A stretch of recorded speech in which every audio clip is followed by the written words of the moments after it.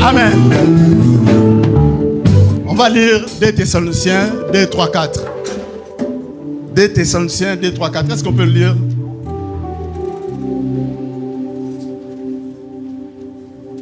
Qui va lire?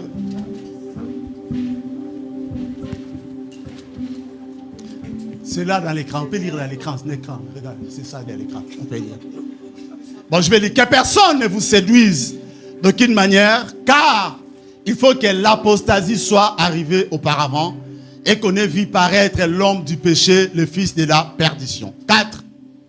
L'adversaire qui s'élève au-dessus de tout ce qu'on appelle Dieu ou de ce qu'on adore, jusqu'à s'asseoir dans le temple de Dieu, se proclamant lui-même Dieu. Amen. Merci, prenons place, que le Seigneur nous bénisse. Le thème d'aujourd'hui, l'apostasie. Nous voulons parler de l'apostasie. Lorsqu'on parle de l'apostasie, on voit l'abandon de la foi ou le rejet de Christ. Par la grâce de Dieu, on va parler de ça aujourd'hui. Dieu nous a bénis au premier culte. Là, on est au deuxième culte. Et par la grâce de Dieu, au premier culte, le Seigneur nous a fait grâce et nous a parlé de ça. Ici, l'apôtre Paul est en train d'écrire aux chrétiens de Thessalonique en leur disant ceci. Pourquoi? Parce que les chrétiens de Thessalonique, ils croyaient que le retour de Jésus-Christ devait être imminent, tout de suite en fait. Ils étaient un peu inquiets par rapport à ça. Mais l'apôtre Paul voulait les rassurer que ce n'était pas le cas. C'est pour cela, il dit ceci, dans 2 Thessaloniciens 2, 3, 4, il dit,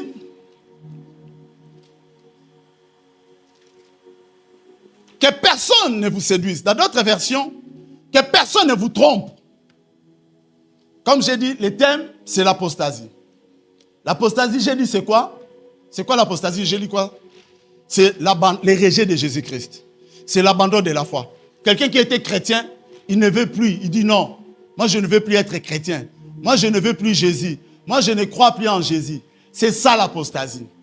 Que personne ne vous séduise. Dans la version 2 que personne ne vous trompe. D'aucune manière. Par les mensonges, personne ne va vous tromper. Ici, certaines étaient troublées, pensant que le jour du Seigneur était déjà arrivé. C'était tout de suite, Jésus-Christ devait venir. Mais Paul corrige les chrétiens de Thessalonique en leur expliquant qu'il y a des événements à venir avant le retour de Jésus-Christ. Jésus-Christ ne pouvait pas venir comme ça, il vient. Mais il y a d'abord des signes annonciateurs qui vont annoncer que Jésus-Christ va revenir. Parmi ces signes annonciateurs, on a l'apostasie. Par la grâce de Dieu, aujourd'hui on parlera de l'apostasie. Et il y a d'autres signes encore. La Bible dit, il parle de guerres. Lorsque vous verrez des guerres, sachez que bientôt, c'est le retour de Jésus. La Bible parle de famine. La Bible parle même, l'amour de plus grand va diminuer. Aujourd'hui, nous constatons ça. Beaucoup maintenant, ils ont la haine, ils ont plus l'amour, beaucoup. Pas tous, parce qu'il y a des gens qui ont encore de l'amour. Amen, hein? Amen. Vous savez, il y a quelque chose, je voulais dire à quelqu'un, il ne faut pas regretter si tu as été trahi. Si tu as été trahi, dis Seigneur merci, parce que tu as enlevé un démon à côté de moi. Quelqu'un peut me dire amen, hein? Vous savez, des fois on regrette, ah Seigneur, telle personne, je me suis confié vraiment à lui. Mais dis merci Seigneur, parce que bien aimé, c'est très grave, très dangereux de vivre avec ton ennemi à tes côtés. Toi, tu vas croire que c'est mon ami. Or, lui, il est là pour contrôler ta vie, pour surveiller ta vie, pour donner des informations au monde des ténèbres, afin que toi, tu puisses souffrir. Donc, si un jour, tu as connu la trahison, dis Seigneur, merci parce que tu m'aimes. Parce que la Bible a dit toutes choses qu'on convient de. Dis merci à Dieu. Parce que Dieu l'a permis. Il a révélé quelqu'un de mauvais qui était à tes côtés. Toi, tu croyais ça, c'est ma famille. Ça, c'est mon ami. Là, c'est un membre de ma famille, il ne peut pas me faire du mal.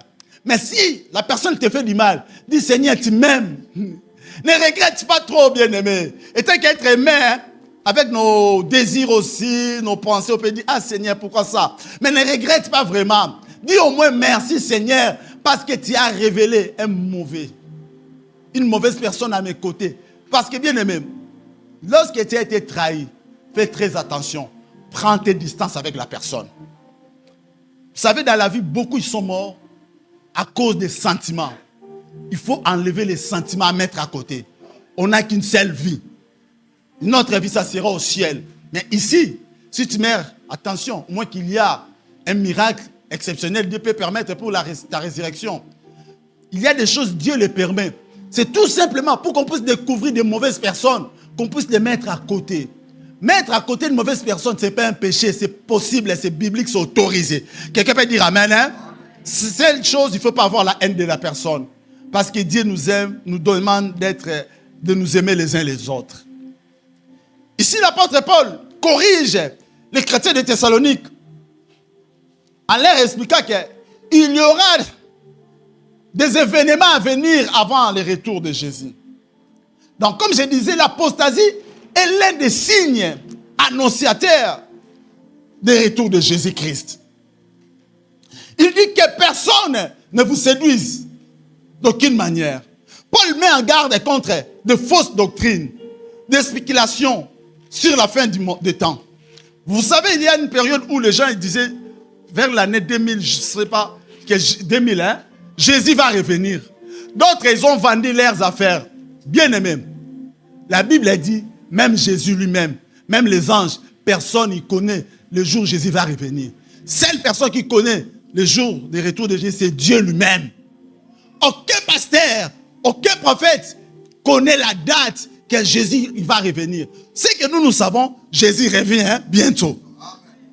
Amen, amen. Hein? Amen.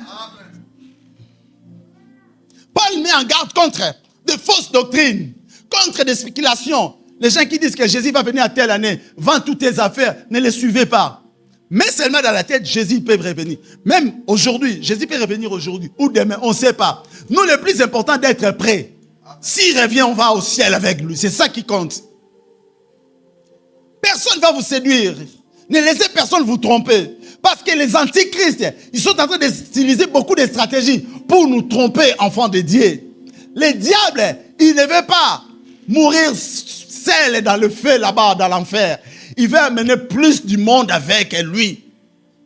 L'apôtre Paul appelle les croyants à la vigilance. Bien aimé, on doit être vigilant. Il dit ceci au verset 3. Car il faut que l'apostasie soit arrivée auparavant. Dans notre version, d'abord, dans l'apostasie, avant que Jésus revienne, d'abord, il faut que les gens abandonnent l'apostasie. Déjà aujourd'hui, on vit l'apostasie. Il y a des gens, ils étaient des chrétiens, ils ont abandonné, ils ne veulent plus être des chrétiens. On les vit. Mais lorsqu'on parle de cette apostasie-là, de fin des temps-là, c'est une apostasie où il y aura l'abandon massif et public de Jésus. Beaucoup de gens, ils étaient même à l'église. Beaucoup en groupe, ils vont abandonner le Seigneur. Lorsqu'on parle de l'apostasie, comme j'ai dit, c'est le rejet de Jésus-Christ. Massif et public de la foi chrétienne. On rejette Jésus en beaucoup de monde, avec beaucoup de monde avec nous, et en public, pas en se cachant. Ça sera en public, tout le monde saura qu'on a abandonné le Seigneur. Paul dit que ce rejet généralisé de Dieu doit avoir lieu avant le retour de Jésus. Donc ces choses vont se passer avant. Il dit car il faut que l'apostasie soit arrivée auparavant.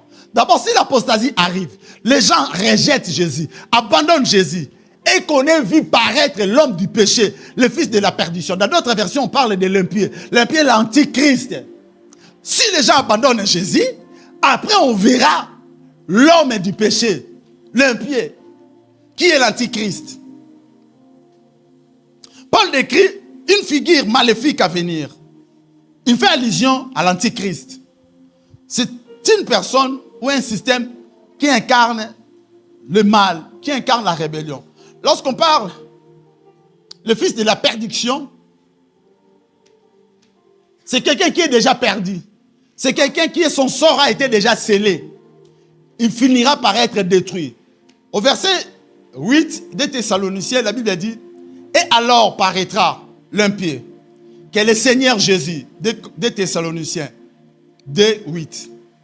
Et alors paraîtra l'impie, que le Seigneur Jésus détruira par le souffle de sa bouche et qu'il écrasera par l'éclat de son avènement. » Lorsque Jésus reviendra, la Bible dit, « Et alors paraîtra l'impie, que le Seigneur Jésus détruira. » Le Seigneur Jésus ne le détruira pas pendant l'enlèvement. Parce que l'impie, l'antichrist, il va régner pendant les 7 ans de tribulation. Il va d'abord régner, il va imposer les gens qu'on puisse l'adorer. Il va imposer les gens, avant d'acheter ou de vendre, il faut avoir la marque de 666. Il va régner pendant 7 ans. Mais après les 7 ans, lorsque Jésus-Christ reviendra pour régner comme un roi sur cette terre, c'est à ce moment-là, Jésus détruira l'antichrist qui est l'impie. Donc, lorsqu'on parle du fils de la perdition, il est déjà condamné. Lui, son sort a été déjà scellé. On nous parle au verset 4, l'adversaire qui s'élève au-dessus de tout ce qu'on appelle Dieu. Donc, l'antichrist, cet homme, l'homme du péché là, le fils de la perdition, il va s'élever, il va combattre toute personne qui s'appelle Dieu, à commencer par le Dieu tout-puissant, les petits dieux, les faux dieux, tout ce qu'on adore, les gens adorent, lui il va les combattre. Il va même essayer de s'asseoir au temple, à l'église, pour se proclamer lui-même Dieu. Donc il va faire l'usurpation divine de puissance. Il va essayer de voler la puissance de Dieu. Mais le problème est qu'il ne réussira pas. Malheur aux personnes qui se prennent à la place de Dieu. Parce que à ce moment-là, ils auront un conquérant qui va les combattre et ça sera l'antichrist. Parce que l'antichrist, il ne voudra pas que d'autres personnes, ils adorent d'autres personnes. Il voudra que tout le monde l'adore. Les gens qui aiment qu'on l'adore, il faut bien se préparer. Parce qu'à ce moment-là, tu vas te combattre. Tu auras un combat avec l'antichrist. Et sache-le, tu seras déjà perdu d'avance. Parce que la grâce, le Saint-Esprit ne sera pas là déjà. Tu vas combattre par tes efforts, par ta force. Il va jusqu'à s'asseoir dans le temple de Dieu, se proclamant lui-même Dieu. Cela évoque une profanation suprême. Il va salir le temple de Dieu. C'est une abomination. Quelqu'un qui veut prendre la place de Dieu. Quelle profanation, quelle abomination. Par rapport à ces passages, tout ce qu'on vient de lire, avant le retour de Jésus-Christ, on doit savoir seulement qu'il y aura une grande apostasie, abandon massif de la foi. Il y aura l'apparition d'un imposant spirituel majeur, l'homme du péché qui est l'antichrist. Il y aura une usurpation de l'autorité divine. Il va essayer de voler l'autorité de Dieu, mais il ne réussira pas. Cet homme cherchera à prendre la place de Dieu, mais il ne réussira pas. L'apôtre Paul avertit les croyants de ne pas se laisser tromper. Ces signes doivent précéder la fin de temps. Lorsqu'on verra l'apostasie, on verra l'apparition de cet homme impie, on va comprendre que là, nous sommes à la fin du temps. Je vais définir l'apostasie, c'est abandon public d'une religion ou d'une croyance. Lorsqu'on abandonne une religion, une croyance, c'est ça aussi l'apostasie. Dans le christianisme, c'est le rejet total de Jésus-Christ. Quelqu'un qui croyait à Jésus, il dit « je ne crois plus en Jésus ». J'étais chrétien, il dit « je ne suis plus chrétien ». C'est ça l'apostasie. Le terme apostasie vient du grec « apostasia » qui signifie défiance à l'égard d'un système ou d'une autorité établie. Qui signifie aussi rébellion, renoncement à sa foi ou violation de sa foi.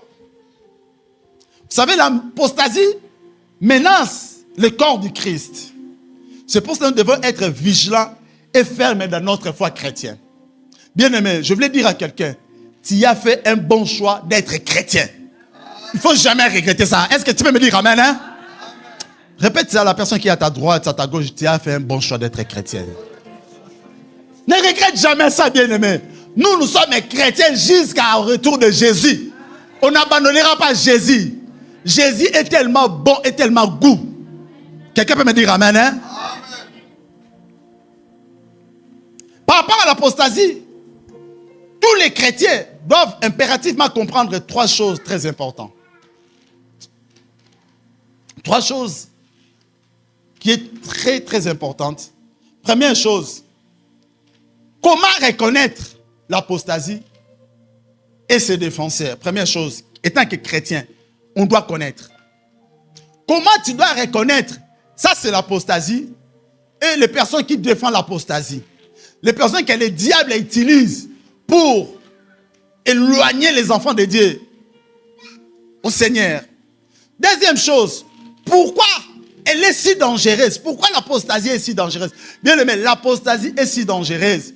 Les apostats, ils perdent le salut.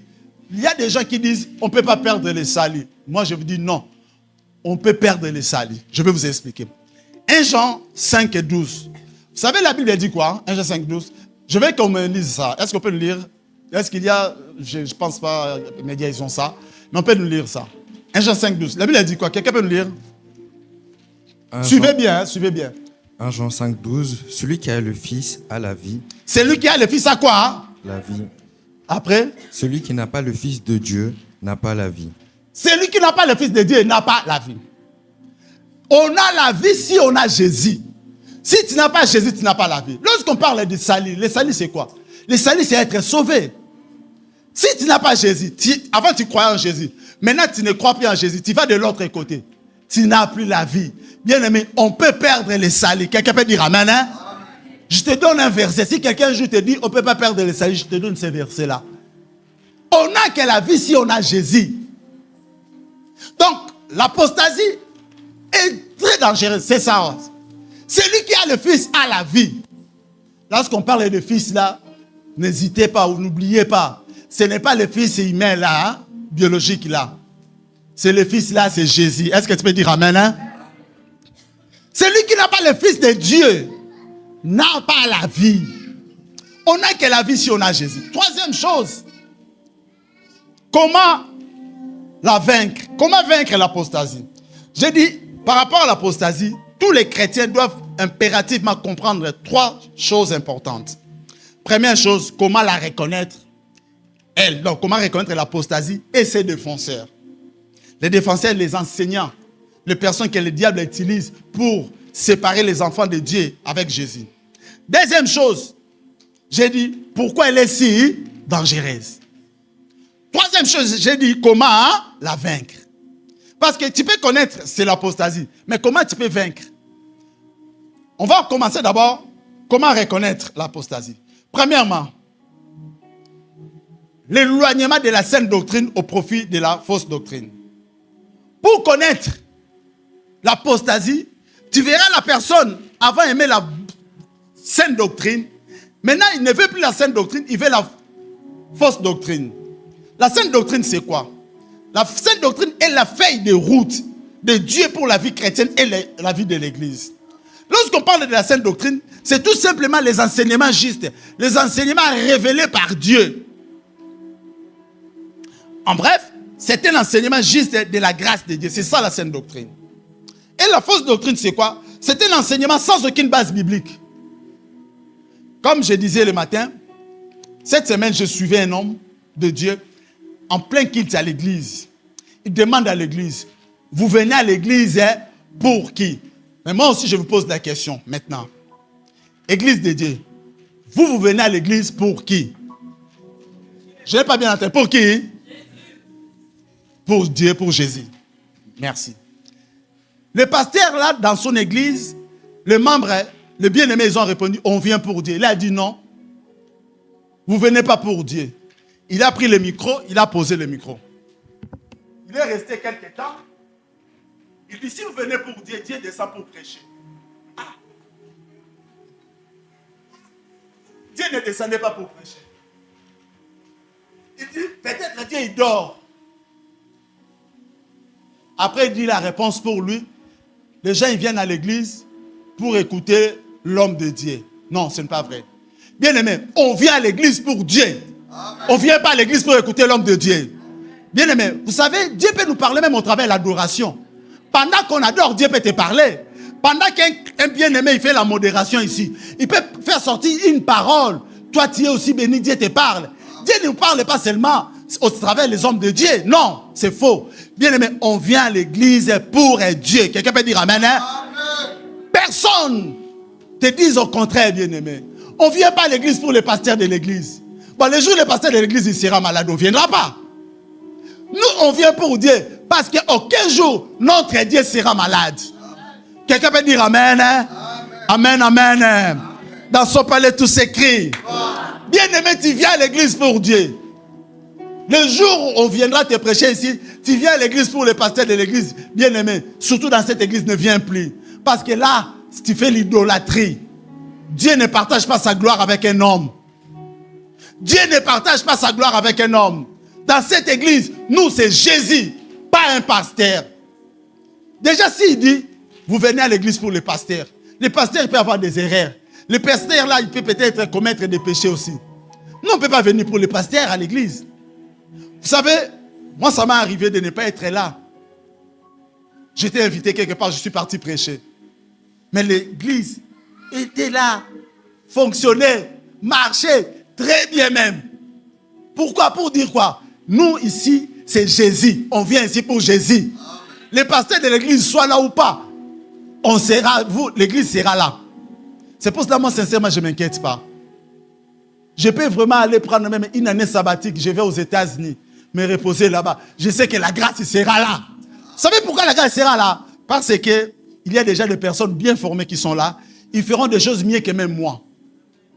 Vous savez, il y a d'autres mardis, je ne suis pas là. Mais l'église fonctionne très bien. Des fois, on me dit même, les mardis, tu n'étais pas là. Il y avait plus de monde même que tu étais là. J'ai dit, ah, gloire à Dieu. Maintenant, il faut que je commence à fuir les mardis pour que les gens viennent plus. Bien aimé. Pour dire quoi? Nous, ici, on vient pour Jésus. Amen. On ne viendra jamais pour un homme. Un homme restera un homme. Et quelqu'un peut me dire amen, hein? Amen. Si un jour on commence à vous prêcher, vous venez pour les pasteurs de l'église, vous dites non, nous on ne vient pas pour lui. On vient pour Jésus. Parce que c'est Jésus qui est mort à la croix pour nous sauver. Amen. Ce n'est pas les pasteurs. Je vais vous dire la vérité. Si on me dit, tu peux mourir à la croix pour l'église de la grâce, bien aimé, est-ce que vous connaissez ma réponse? Est-ce que ça sera oui ou non? Merci parce que vous avez répondu à ma place. Vous connaissez vraiment bien mon cœur. Je ne mourrai jamais pour cette église. Mes enfants ils vont rester avec qui? Et ma femme? Pour que notre personne le pousse l'épouser. Non. Je ne laisse pas ma femme. Je ne laisse pas mes enfants. Et ma mère, elle a besoin de moi, ma maman. Je suis son fils cadet, les dernières. Elle aime tellement, elle m'aime tellement. Donc je ne peux pas dire, maman, comprends-moi, je vais mourir pour l'église de la grâce. Jésus dit, si toi, Pierre, je ferai quoi? Je ne vous attends pas bien. Vous lisez la Bible ou pas? Sur toi, Pierre, je ferai quoi? L'église de Pierre ou l'église de Jésus? Bien aimé, l'église de la grâce, c'est l'église de Jésus. Amen. Même pasteur Justin, vous lui dites, pasteur Justin, tu peux brûler pour l'église? Il vous répondra, non, il est déjà à la porte, c'est là-bas. Il dira, non, mes enfants, ma femme, mes projets, non, je ne mourrai pas. Personne ne peut mourir, il peut prendre la place de Jésus. Jésus est l'unique, le seul qui est mort pour nous, bien-aimés. N'abandonne jamais Jésus. Ne rejette jamais Jésus. Qu'il pleuve, qu'il neige, on reste avec Jésus. Quelqu'un peut me dire amen, hein? Nous, c'est Jésus ou rien, bien-aimés. Mais nous avons choisi Jésus. Qui nous séparera de l'amour de Jésus-Christ?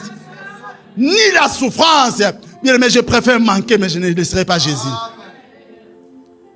Bien-aimé, c'est comme quelqu'un qui a avalé le diamant. Et il va vomir ça. Il laisse le diamant. Bien-aimé, vous savez les gens qui venaient de l'Angola, hein, qui avalaient le diamant. Bien-aimé, lorsqu'il va aller faire les grands besoins, il cherchait là où il touchait même les saletés, hein, pour prendre son diamant. Jésus est plus que le diamant.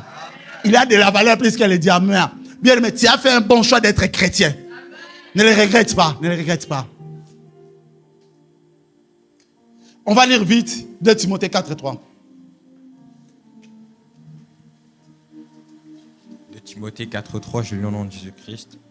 Car il viendra un temps où les hommes ne supporteront pas la saine doctrine, mais ayant la démangeaison d'entendre des choses agréables, ils se donneront une foule de docteurs selon leurs propres désirs. Amen. En effet, un moment viendra Certains ne voudront plus écouter l'enseignement juste. Il y aura un moment, les gens ne voudront plus écouter, marcher dans la crainte de Dieu, marcher dans la vie de sanctification. Non. Les gens, ils voudront qu'on leur dise, tu vas acheter l'avion, tu vas acheter des immeubles.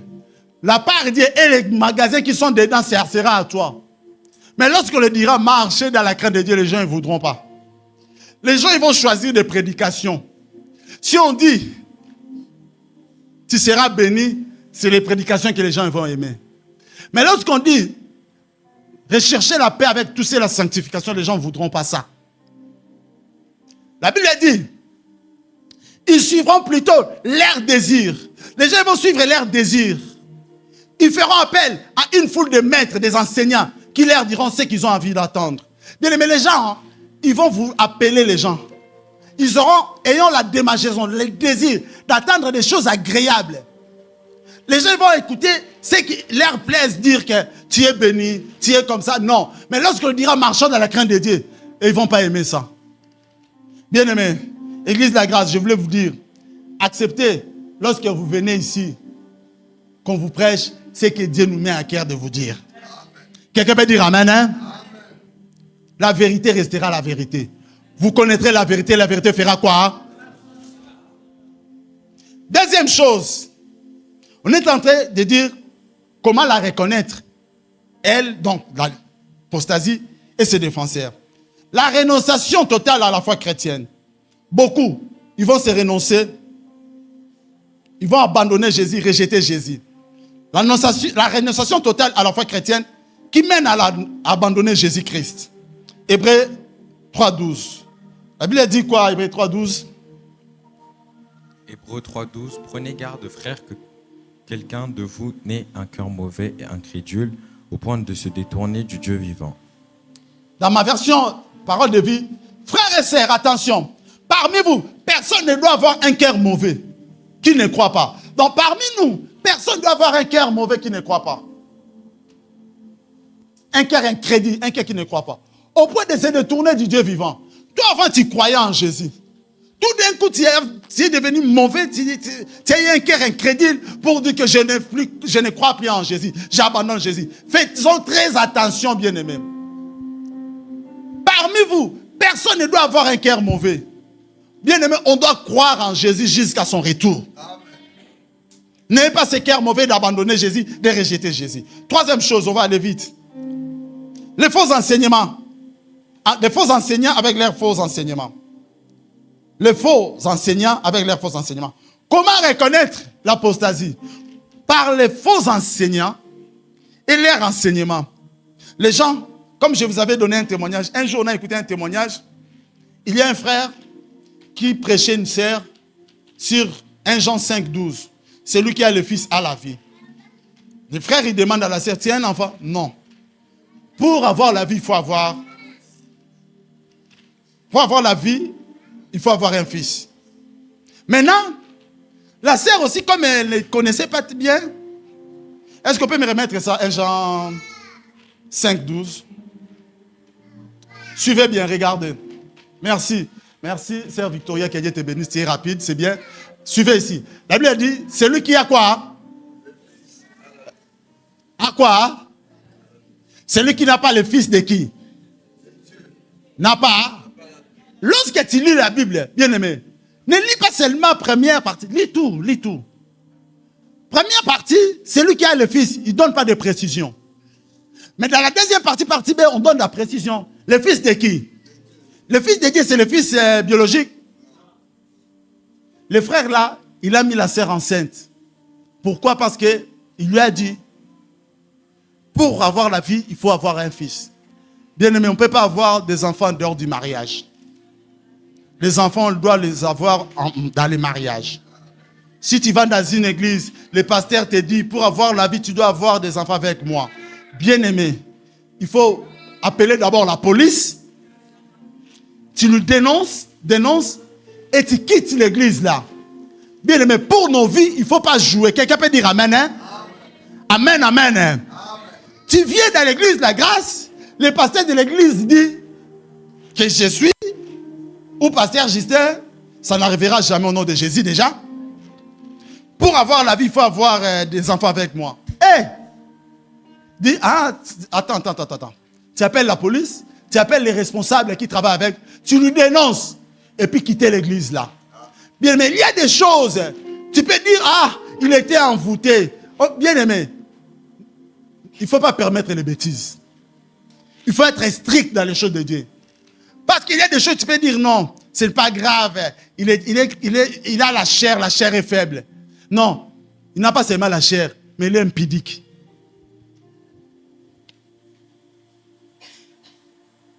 On va lire Jude 1,4. La Bible dit quoi?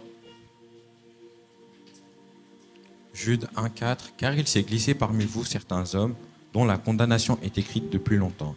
Des impies qui changent la grâce de notre Dieu en dissolution et qui renient notre seul Maître et Seigneur Jésus-Christ. Quand il s'est glissé parmi vous certains hommes, même dans nos églises, tous n'est pas des brebis du Seigneur.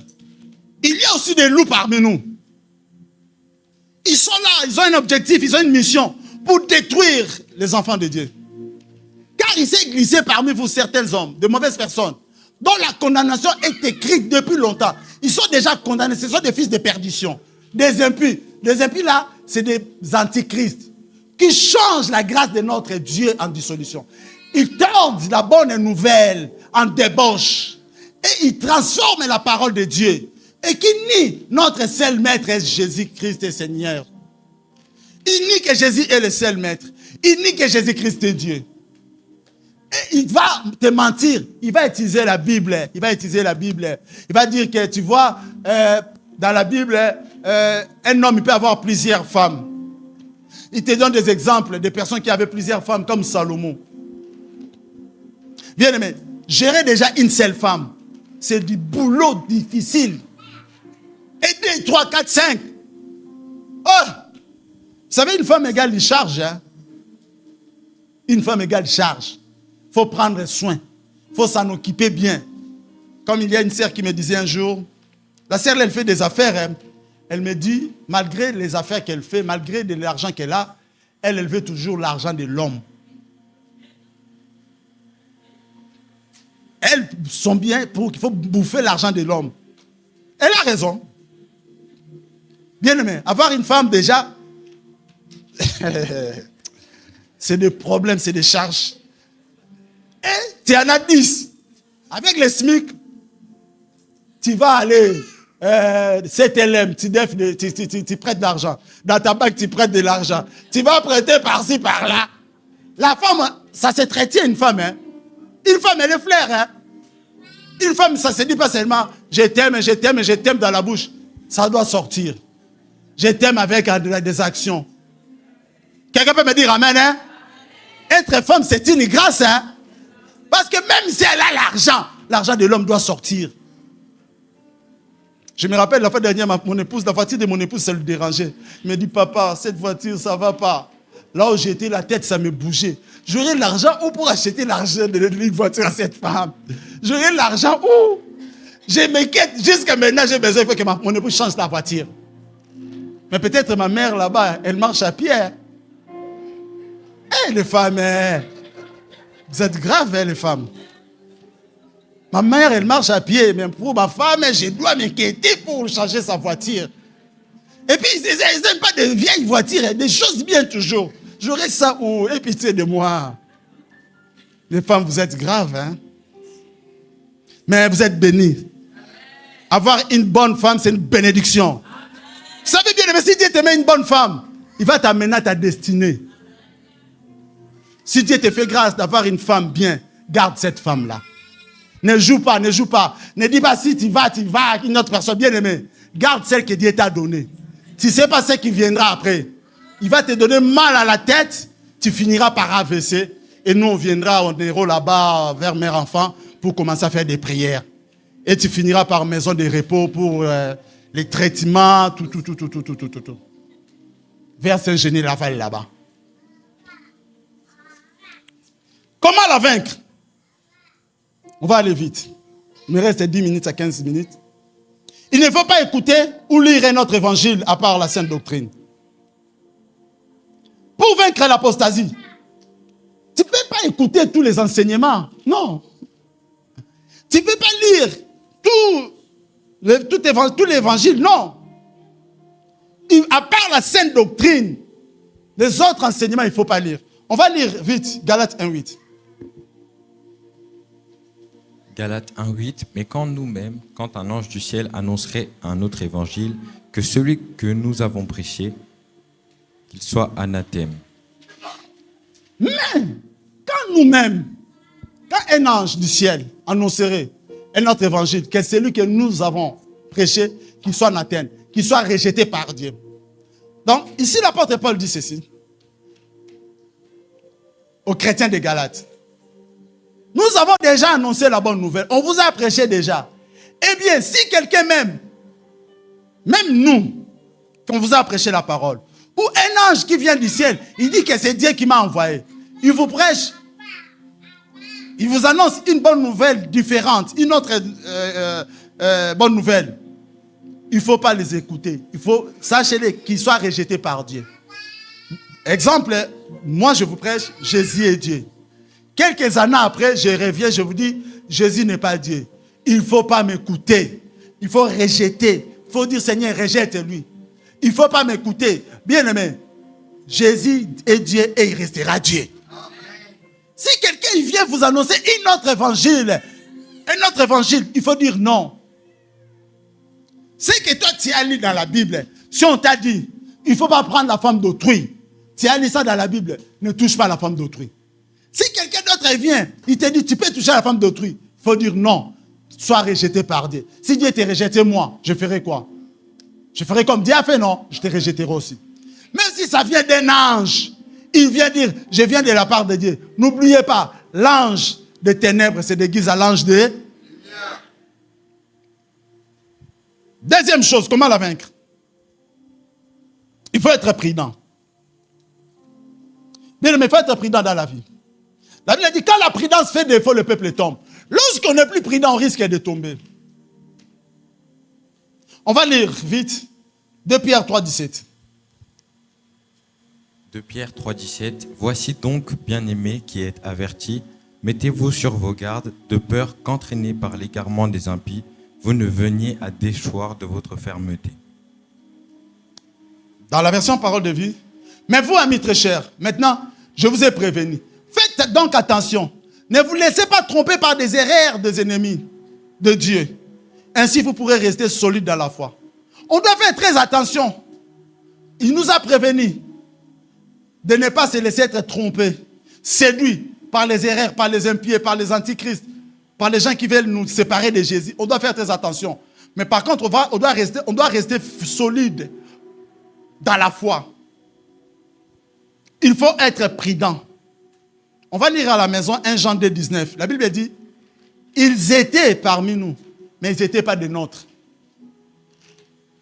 S'ils étaient des nôtres, ils ne devaient pas sortir, mais ils sont sortis. Dans l'église, comme je disais tout à l'heure, il y a des brebis, il y a aussi des loups. Jésus dit, il faut qu'on laisse, dans la parabole qui dit, laisse pousser l'ivraie et le blé. C'est lui-même qui va s'en occuper, arracher. Donc, il faut être prudent. Si tu ne veux pas tomber dans les pièges de l'ennemi, il faut être prudent. Troisième chose, comment vaincre l'apostasie? Il faut connaître la vérité. Jean 8, 30 à 32. Jean 8, 30 à 32. Comme Jésus parlait ainsi, plusieurs crurent en lui. Et il dit aux Juifs qui avaient cru en lui, « Si vous demeurez dans ma parole, vous êtes vraiment mes disciples. Vous connaîtrez la vérité, et la vérité vous affranchira. » Comme Jésus parlait, 30, on nous remet ça. Jésus parlait, il prêchait. Pendant que Jésus parlait, plusieurs crient en lui, ils ont crié en Jésus. 31, et il y avait des Juifs qui avaient crié en lui. Jésus leur demande ceci, « Si vous demeurez dans ma parole, vous êtes vraiment mes disciples. » Donc pour que vous soyez mes disciples, vous devez d'abord demeurer dans ma parole. 32, si vous connaîtrez la vérité, et la vérité vous affranchira. Bien aimé, si tu connais la vérité, tu peux résister à l'apostasie. L'apostasie commence souvent par l'ignorance et la confusion. tu ne sais pas si Jésus est Dieu ou il n'est pas Dieu. Bien aimé, il ne faut pas avoir cette confusion-là. Jésus est Dieu, c'est ça. D'autres, on peut venir te dire, tu crois qu'un Dieu, il peut être né d'une femme. Ça peut te mettre de la confusion. Toi, sache que même Marie, elle était un simple instrument que Dieu a utilisé pour avoir Jésus, c'est tout. C'est quoi demeurer dans la parole de Jésus? C'est vivre continuellement selon sa parole. C'est ça demeurer. Quelqu'un qui demeure dans la parole de Jésus, il vit continuellement, pas de temps à temps selon la parole, mais il vit continuellement, constamment, tout le temps selon la parole de Dieu. C'est quoi encore demeurer dans la parole de Dieu, de Jésus-Christ? C'est rester fidèle à son enseignement. Ce que Jésus t'a enseigné, tu dois rester fidèle. C'est quoi encore? C'est s'attacher à la vérité qu'il a révélée. Jésus nous a révélé des choses, des vérités ici. On doit être attaché à ça. C'est quoi encore? C'est faire de sa parole notre fondement quotidien. Donc la parole de Jésus doit être notre fondement quotidien de tous les jours. On doit prendre des inspirations dans la parole de Dieu. C'est ça demeurer dans la parole de Jésus. C'est encore persévérer dans l'écoute, la méditation et l'obéissance de sa parole. Amen. Hein? Quatrièmement, il faut rester fidèle dans une église locale vivante. Beaucoup, pourquoi aujourd'hui, ils ont abandonné le Seigneur? Parce que c'est des prostituées spirituelles. Aujourd'hui, tu le vois à la grâce. Demain, il va dans l'arbre de vie. Demain, non, bien aimé. Si Dieu te fait grâce, te donne une église vivante, tu restes là. Quelqu'un peut dire Amen, hein? Est-ce qu'on peut lire Hébreux 10, 25? Hébreux 10, 25. N'abandonnons pas notre assemblée, comme c'est la coutume de quelques-uns, mais exhortons-nous réciproquement, et cela d'autant plus que vous voyez s'approcher le jour. N'abandonnons pas notre assemblée, comme c'est la coutume de quelques-uns. Beaucoup de gens, ils ont l'habitude d'abandonner leurs églises pour de petites choses. D'autres, ils disent, je ne viens plus à l'église parce que je n'ai pas envie de voir telle personne. Ah, bien aimé, je voulais dire à quelqu'un, la personne que tu ne veux pas voir, elle est créée à l'image de Dieu. Lorsque tu dis, je ne veux pas venir à l'église parce que je n'ai pas envie de voir telle personne, sache-le, tu ne veux pas voir Dieu. Ton frère représente Dieu. Ta sœur représente Dieu. Quelqu'un peut dire Amen, hein? Si Dieu te fait grâce de trouver une église vivante, il reste. Une église qui te prépare au retour de Jésus, reste. Une église où tu vois que tu te sens bien lié à la présence de Dieu, reste. Ne soyez pas des prostituées spirituelles. Parce que chaque personne a un lieu de bénédiction, le Seigneur a réservé pour lui, pour elle. Il faut rester fidèle dans une église locale vivante. Je précise bien. Pas n'importe quelle église locale, mais une église vivante. Locale vivante, en fait. Là où on t'enseigne des choses, on te prépare pour le retour de Jésus. Là où si tu fais du mal, on te dit, ça, ce n'est pas bien. Tu ne peux pas faire ça. Bien aimé, une église où on autorise le péché, ce n'est pas une église vivante. Quelqu'un peut dire Amen, hein? Amen. Et quelqu'un peut me dire Amen, hein? Amen. Une église vivante, on marche dans la crainte de Dieu. En commençant par le pasteur jusqu'en bas. Une église vivante, ce n'est pas que le pasteur, l'église, il sait que telle personne, elle est la copine du pasteur. On l'appelle même deuxième maman pasteur. Ah! Pourquoi jouer avec Dieu? Dieu est saint. Il faut que ceux qui s'approchent de Dieu soient saints comme lui. Quelqu'un peut me dire Amen, hein? Amen. Si Dieu te fait grâce de trouver une église vivante, reste. Ne sois pas de prostituée spirituelle. Même si c'est loin, va. Parce que Dieu veut te bénir là-bas. Aime une église où tu ne fais pas de bonnes choses, on te dit là, ce n'est pas bien. Tu es une deuxième femme, on te dit être deuxième femme, tu iras en enfer. Dis, ah, ça c'est une bonne église. Mais lorsque le pasteur te dit non, une deuxième femme, ce n'est pas grave. Hein. Lorsque la première femme va mourir, tu vas prendre la place. Ah! Peut-être la première femme que tu attends qu'elle puisse mourir, peut-être c'est toi qui vas partir avant elle. Parce que c'est Dieu qui connaît le jour où nous tous on va partir. Quelqu'un peut me dire Amen, hein?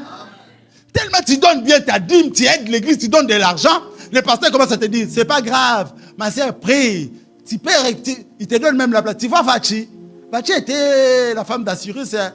Mais là, Esther a pris sa place. Hein? Toi tu es Esther. Oh! mauvais esprit là. Là, ce n'est pas l'esprit de l'Éternel. Quel Esther?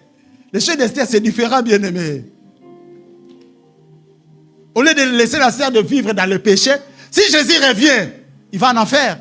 Il faut le dire la vérité. La vérité, vous comptez la vérité vous affranchit. Cinquièmement, il faut aimer les choses saintes. Servir Dieu, gêner, prier, participer dans des cultes, des réunions de prière, des veillées, méditer, partager. On va lire à la maison Colossiens 3D. Affectionnez-vous des choses d'en haut et non celles d'en bas. Colossiens 3D. La Bible dit d'affectionnez-vous aux choses d'en haut et non celles d'en bas. Aime les choses saintes. Si tu aimes les choses saintes, c'est difficile pour être vaincu par le diable, par l'antichrist. Je vais aller vite pour le temps parce qu'on a la Sainte Seine. Sixièmement, il faut s'éloigner des faux enseignants. Les gens qui enseignent des choses qui ne sont pas bien, éloigne-toi d'eux. On va lire à la maison Romains 16, 17 à 18, à la maison. Septièmement, pour le temps, il faut rester ferme et persévérer dans la foi. Peu importe les situations. La Bible dit, dans le livre de Matthieu 24, 13, mais celui qui persévérera jusqu'à la fin sera sauvé. Reste ferme dans la foi. N'abandonne pas le Seigneur. Peu importe les situations difficiles, reste ferme dans le Seigneur. Matthieu 5, 37, la Bible dit que votre parole soit oui, oui et non, non. Ce qu'on y rajoute d'après vient de l'ennemi, vient de Satan, du malin. Reste ferme. Persévère dans la foi. Et pour finir, il faut bien choisir tes amis. On va finir par là. On peut lire 2 Corinthiens, dernier verset. 2 Corinthiens 6, 14, 15. Est-ce qu'on peut nous lire ça? 2 Corinthiens 6, 14, 15. Quel accord y a-t-il entre Christ et Bélial? Ou quelle part a le fidèle avec l'infidèle? Quel rapport y a-t-il entre le temple de Dieu et les idoles? Car nous sommes le temple du Dieu vivant. Comme Dieu l'a dit, j'habiterai et je marcherai au milieu d'eux. Je serai leur Dieu et ils seront mon peuple. C'est pourquoi sortez du milieu d'eux et séparez-vous, dit le Seigneur. Ne touchez pas à ce qui est impur et je vous accueillerai. Amen. Hein? N'allez pas avec ceux qui ne croient pas en Dieu. Tes amis, c'est des païens. Tes amis, c'est des gens qui sont de l'autre côté. Ils peuvent t'influencer. La Bible dit les mauvaises compagnies corrompent les bonnes mœurs. Tu ne peux pas être ami proche avec des gens qui ne croient pas à ton Dieu. Tu peux garder de bonnes relations, mais être un peu, prendre tes distances. N'allez pas avec ceux qui ne croient pas en Dieu. Aujourd'hui, tu peux résister. Demain, ils peuvent te convaincre de suivre leur Dieu. Fais très attention. Tes amis, tes proches doivent être des enfants de Dieu. Quelqu'un peut dire Amen, hein? Ce qui est juste et ce qui est contraire à Dieu, est-ce que cela va ensemble? Non. Des hommes ne peuvent-ils pas marcher ensemble sans être convenus? Païens et chrétiens, ça ne marchera pas. Surtout dans les mariages, il faut faire très attention même. Est-ce que le Christ peut être d'accord avec Satan? Non. Est-ce qu'un croyant peut aller avec celui qui ne croit pas en Dieu? Non. 17. C'est pourquoi le Seigneur dit, Dieu dit, quittez ces gens-là et allez loin d'eux. Les mauvaises personnes, des gens qui ne croient pas à ton Dieu, sois loin d'eux. Ne touchez pas ce qui est impur et moi je vous accueillerai. Amen. Hein? Amen. Choisis bien tes amis. Il s'agit d'être seul. Si tu ne trouves pas de bonnes personnes, reste seul. Ne sois pas... Vous savez, il y a des gens qui aiment être toujours en groupe et en groupe.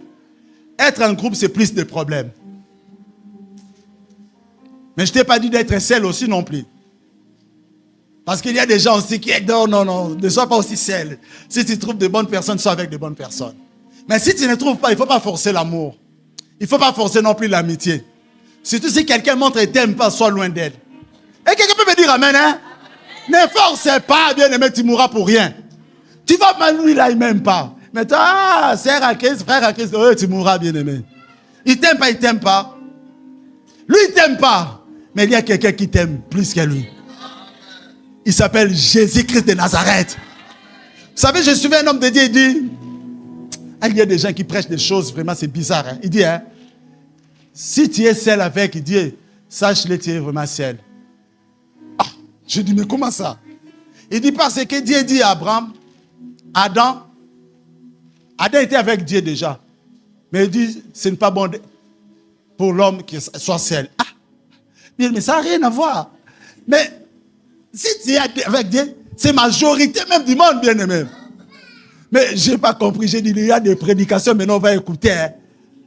Donc si tu es avec Dieu, tu es seul seulement. Non, je ne suis pas seul parce que Dieu est là. L'amour de Dieu nous suffit. Que Dieu bénisse sa parole, on se met debout.